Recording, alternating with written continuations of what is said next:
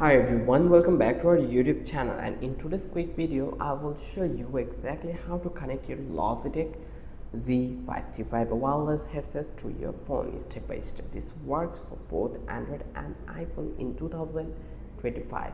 So without any further ado, let's get started. So first you just need to check compatibility. First let's clear up one thing.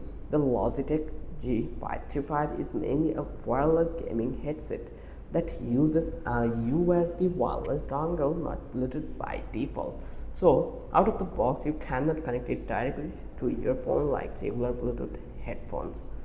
So in case you need to use a USB-C adapter. The good news is there's a workaround. You can use an OTG adapter or a USB-C or to USB-A adapter, plus your Logitech wireless dongle into the adapter, then connect it to your phone's USB-C port. Most modern Androids and even iPads support this. Just make sure your phone supports USB OTG. So once plugged in, turn on your Logitech G535. Your phone should automatically detect the headset through the dongle. You may see a notification that it is connected as a USB audio device. Put on the headset and play music or a video to check if the sound comes through.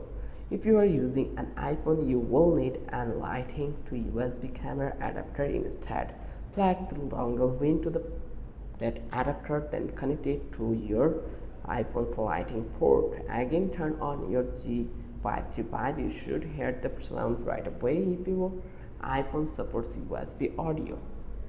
Let me give you a couple of tips that the mic may or may not work depending on your phone's USB audio support. It's mostly plug and play for audio output. Alternative, let's say if you want true wireless Bluetooth for phone calls, you might want to use regular Bluetooth earbud instead. The G535 just is not designed for direct Bluetooth pairing. If you want to switch back to PC or console, just unplug the dongle and reconnect it. Easy. And that's it. That's how you can connect the Logitech G535 to your phone in 2025.